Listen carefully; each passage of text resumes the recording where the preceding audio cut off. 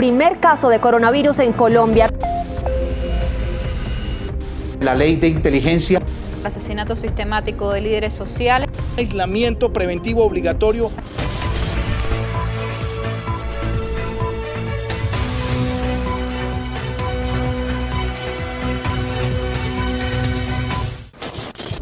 Finalizando el 2019, el gobierno colombiano presentó 2 proyectos de decreto de intervención ambiental suspendidos en años anteriores por orden judicial. El primero, para exploraciones investigativas utilizando fracking. El segundo, para control de riesgos en la salud y ambiente por erradicación de cultivos ilícitos con aspersión aérea con glifosato.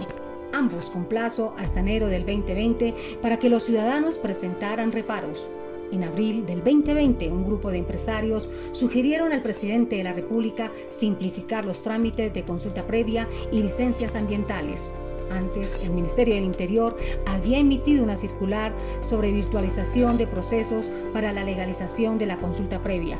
Después, la Autoridad Nacional de Licencias Ambientales organizó una audiencia pública virtual sobre aspersiones aéreas con glifosato, la cual suspendió una jueza de Nariño, y finalmente la Agencia Nacional de Hidrocarburos avanzó en la reglamentación del decreto sobre fracking.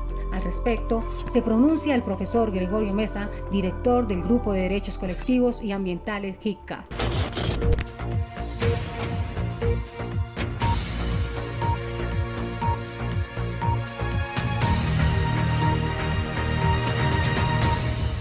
La convergencia de esos 3 sucesos, junto con toda la normativa expedida en el marco de la emergencia ambiental, refleja la profundización de las inequidades y las diversas formas de discriminación histórica que sufren pueblos, comunidades, individuos y ecosistemas. Vale decir, estas inequidades no nacen ni se acaban con la pandemia, sino que de manera persistente existe un detrimento en la satisfacción de derechos de una parte de la población para beneficiar a unos pocos. El contexto ambiental en tiempos de pandemia nos muestra por lo menos 2 grandes realidades que ponen en riesgo los derechos culturales y territoriales, así como la protección ecosistémica.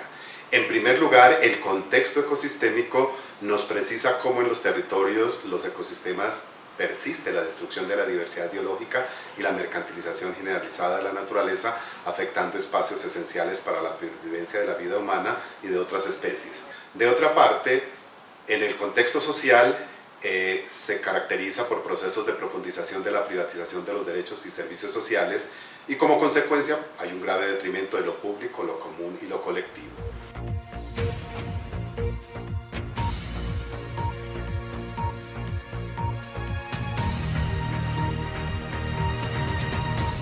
Flexibilizar normas en tiempos de pandemia va contra el espíritu constitucional de garantía de derechos que no pueden ser disminuidos o degradados, tal como lo han afirmado la Corte Constitucional, la Comisión y la Corte Interamericana de Derechos Humanos al hablar del principio de progresividad de los derechos. En el caso de la licencia ambiental, el gobierno de turno no puede reducir o eliminar estas garantías sin desconocer el mandato constitucional de protección de las riquezas naturales y culturales de la nación. De otra parte, las audiencias públicas por videoconferencia también acarrean consecuencias negativas sobre los derechos. Es inaudito que a sabiendas de las enormes brechas de conectividad y demás dificultades comunicativas en regiones apartadas y empobrecidas se propongan esta clase de procedimientos. Nos preguntamos, ¿por qué el gobierno no suspende estos procedimientos inconstitucionales aplicando el principio de prevención y precaución? ¿Por qué no esperar a que pase la pandemia? ¿Cuál es la prisa? Igualmente, las consultas previas buscan garantizar los derechos de todos los colombianos a un ambiente sano, ya que los ecosistemas se usen con cuidado. Este derecho se convierte en especial y de mayor exigencia para pueblos y comunidades étnicas y campesinas por los graves impactos a sus territorios, a sus ecosistemas, a sus culturas, causados por planes, programas, proyectos o actividades externos a su cosmovisión. Por ello está la exigencia que se consulte de buena fe y con respeto a los usos y costumbres de las comunidades y con la finalidad de llegar a acuerdos o lograr el consentimiento previo, libre e informado. Finalmente, en el caso del fracking, este es tan o más grave que los anteriores, no solo por la falta de coherencia en términos de la caída de los precios del petróleo y el argumento de que se haga fracking, sino porque a pesar de la autorización de las pruebas piloto por parte del Consejo del Estado, este no ha decidido definitivamente la legalidad de las 2 normas que autorizaron el fracking.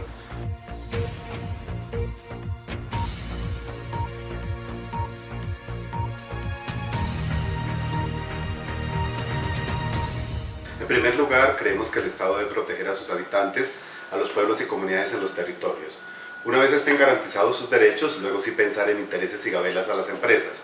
En últimas, debe actuar sin daño y planificar ambientalmente el desarrollo, como dice la Constitución, actuando decididamente contra la corrupción, la politiquería, los asesinatos de liderazgos sociales y el engaño en los medios de comunicación, especialmente porque la economía extractivista y sus intereses no están confinados, en cambio comunidades e individuos sí.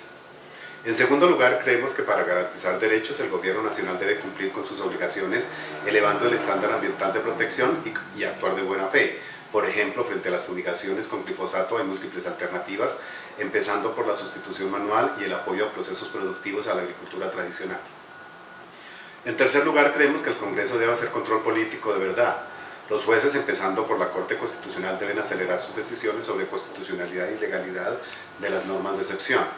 Por su parte, instituciones de control como Procuraduría, Defensoría, Contraloría y Fiscalía deberían hacer lo propio defendiendo derechos y la primacía de la Constitución. Todas estas instituciones y sus jefes no pueden ser inferiores a su deber constitucional si no quieren pasar como los coenterradores de los derechos en la pandemia del COVID-19. En cuarto lugar, creemos que los derechos se protegen con una institucionalidad estatal robusta y no acabándola como se está haciendo con recortes permanentes de presupuesto, por ejemplo. Por tanto, las instituciones ambientales deben contar con los recursos necesarios del presupuesto nacional o de los préstamos internacionales que dice estar haciendo el gobierno.